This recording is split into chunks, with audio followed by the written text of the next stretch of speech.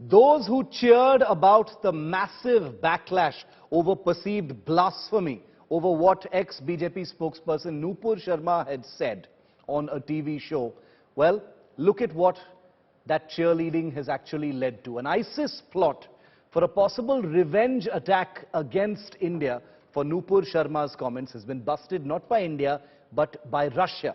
The Russian Federal Security Agency has detained what it says is an ISIS suicide bomber, a terrorist who was to leave Russia, arrive in India to carry out a high-profile attack on leaders of the BJP and Indian central authorities who were said to be on target.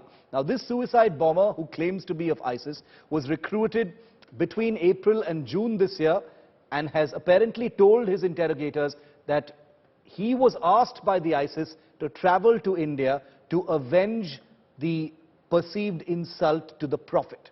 He has said that he had met a handler in India, was to meet a handler in India who would provide him with necessary materials for a high-profile terrorist attack. The suicide bomber of ISIS was recruited via the Telegram app and met ISIS leadership, we are told, in Turkey.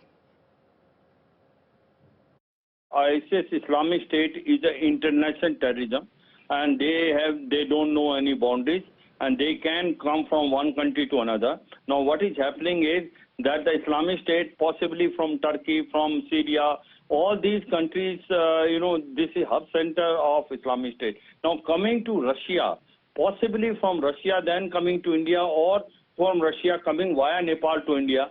Now, this become an unsuspecting route. So, overall, a good move by the Russian agency. They could nab it, but we should go into more detail. What was their modus operandi? Where were they doing? Who was the target? Who was the support system available within the country? We have to do much more homework. But today, the requirement as far as the country is concerned, the agencies have to have more cooperation at national and international level, and within the country between state and also the central government, because terrorism is spreading like a fire, and India is one of the countries which is on their radar and also on the hit list.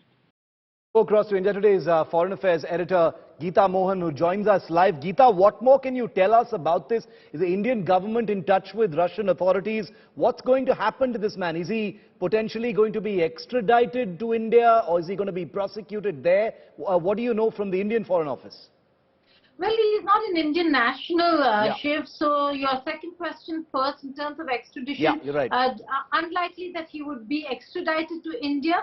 More likely that he could be prosecuted within Russia, or we will have to see whether if his country of origin would want him extradited there and then be prosecuted, because all these countries, Shiv, are fighting the Islamic State, and that's why they might want some details from this gentleman as well.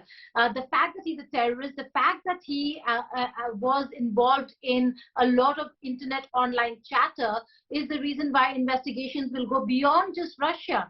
We know that there's a lot of intelligence sharing between India and Russia. So your first question on whether if there is going to be, what sort of intelligence sharing is there going to be on this?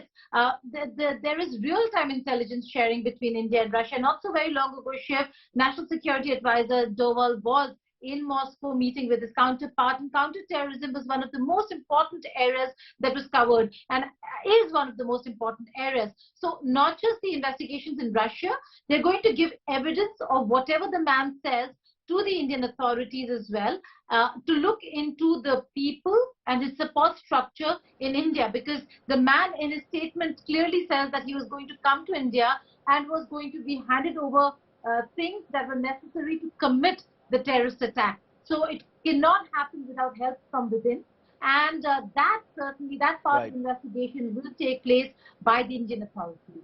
Geeta, thanks very much. Yeah, absolutely. Geeta, thanks very much for that perspective. India will definitely be sharing information, getting more information on this Central Asian who has been arrested, now trained in Turkey. Let's tell you a little bit more about him.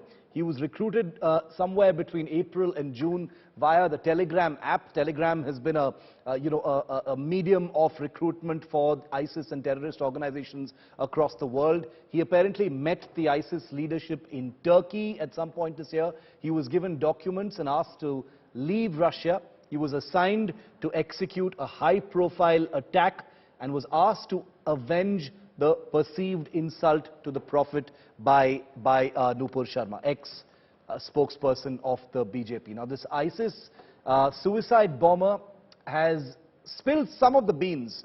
Remember that interrogations are always complicated affairs, and what they actually say may not be what is actually true. But here's, at any rate, what he has said. He said he needed to take revenge in India. He wanted to avenge the perceived insult to the Prophet in those TV remarks by Nupur Sharma, and he was scheduled to leave for India from Russia. He was to commit that terror attack in India. The ISIS had ordered this particular attack and assigned it to this individual for the remarks that were made on the Prophet. That's what's basically emerging from the Russian interrogation.